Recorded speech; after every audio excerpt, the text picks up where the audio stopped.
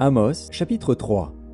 Écoutez cette parole que l'Éternel prononce contre vous, enfants d'Israël, contre toute la famille que j'ai fait monter du pays d'Égypte. Je vous ai choisis, vous seuls, parmi toutes les familles de la terre. C'est pourquoi je vous châtierai pour toutes vos iniquités. Deux hommes marchent-ils ensemble, sans en être convenus? Le lion rugit-il dans la forêt, sans avoir une proie? Le lionceau pousse-t-il des cris du fond de sa tanière, sans avoir fait une capture? L'oiseau tombe-t-il dans le filet qui est à terre, sans qu'il y ait un piège? Le filet s'élève-t-il de terre, sans qu'il y ait rien de pris? Sonne-t-on de la trompette dans une ville, sans que le peuple soit dans l'épouvante?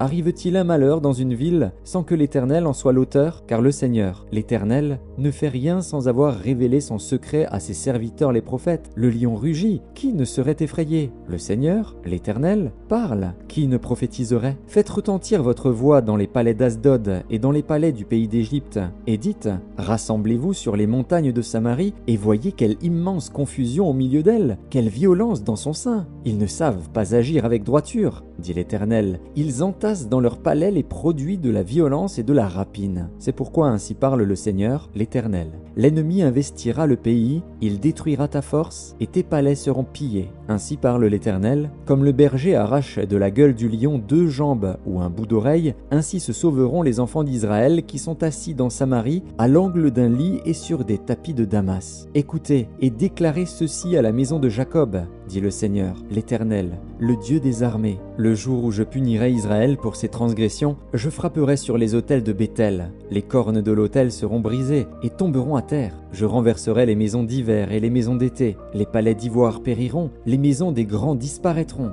dit l'Éternel.